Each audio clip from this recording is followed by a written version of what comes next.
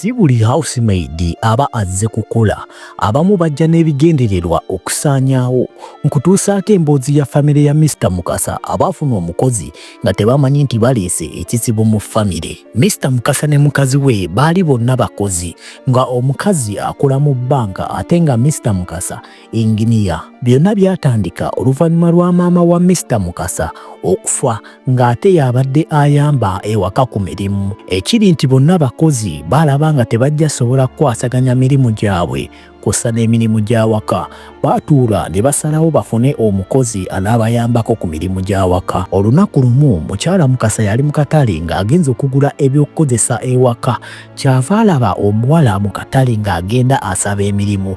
Yali alabika ng'omuwala ow'eggonjebwa. Omuwala ono yakwasa mukyala Mukasa ekisa era yasalawo amuwe omulimu. Yali talina kyamanyi ku muwala ono era yamutwala ewuwe n'atandika okukakkalabya emirimu. Mu kusooka yali mukozi mulungi nga buli kimu akikola bulungi era nga bamwenyumirizaamu. Ebbanga nga liyiseewo ebintu byatandika okukyuka. Abaana abaali abakyamufu baatandika okubeera abawottofu nga bayongobera buli ssaawa. Ebintu byatandika okubula mu maka gano. Waliwo ekintu ekyali tekigatta kye baali tebamanyi nti maidi ono yali alimu okweraguza era nga buli kiro buli omu nga yeebase yajjangayo emmindi n'atandika okulaamiriza. Famire eyali ensanyufu yatandika okutabanguka anti nga Mr. Mukasa ne mukazi we basiiba mu kuyomba. Omukozi yeekwekanga mu kkoona n'aseka anti ng'alaba eddogo lye litandise okukola. Ssente zaatandika okubula mu nnyumba eno. Omukazi ku mulimu byatabuka anti ng'akola shortage olutatadde. Abaana baatandika okulwala buli kadde era nga ssente nnyingi zigenda mu kubajjanjaba.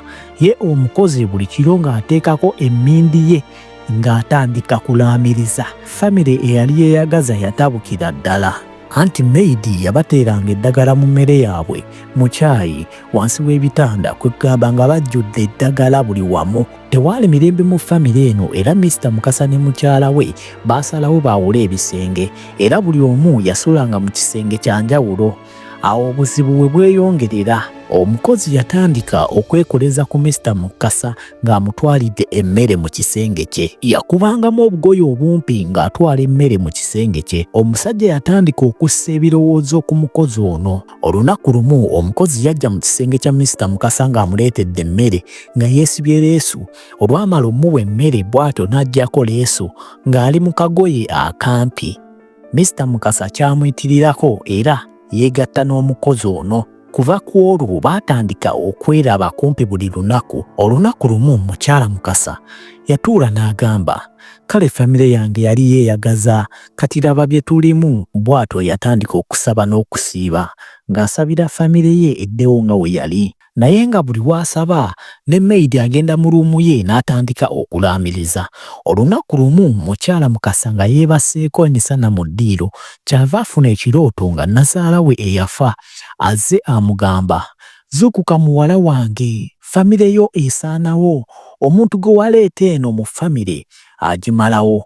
Bw'atyo yazuukuka mu ntiisa ey'amaanyi. Kuva ku olwo yatandika okusaba okw'amaanyi era ne maidi yagenda mu maaso n'okulunga eddagala lye. Omusajja yakyawa n'abaana be be yeezaalira. Olunaku lumu mukyala Musoke yakebera loomu ya maidi.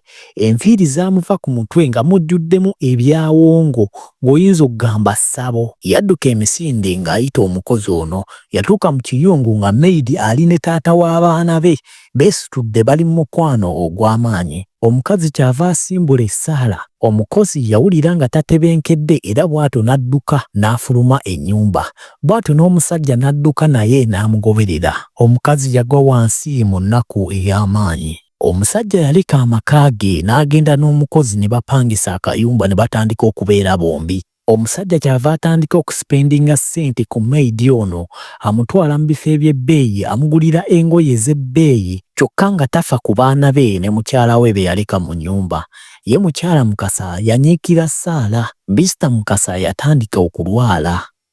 Ne bamutwala mu ddwaliro ng'abasawo tebalaba kimuluma era baamuzza ewaka mu kazigo ke bapangisa ne maidi. Kati lumu mukyala Mukasa yafuna essimu okuva ku baneiba ba maidi ono ne bamugamba woba okyayagala okulaba ku mwami wo nga mulamu jangu omutaase kuba ali eno mu kazigo afa. Bw'atyo omukyala Mukasa yafuna abasumba ne boolekera ku kazigo ka Maid ono. Baatuuka baatandika okusaba ne basaba nga buli we basaba Maid awulira omuliro. Maid yagwa wansi ng'awulira omuliro gumutta era yafuuka omusota omunene.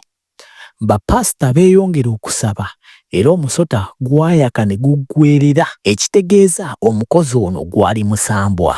Amangu ago Mr. Mukasa yatereera era yagamba mukyala wange nsonyiwa, amalogo ge gabadde gankozesa bino, era baddayo ne babeera mu ssanyu olubeerera. Gw'abadde tannaba subscribing agenda mu maaso bere ng'osubscribinga ku YouTube channel yaffe teekamu Wisdom Kells TV UG obeere ng'osubscribinga gye tteeka video ennamba.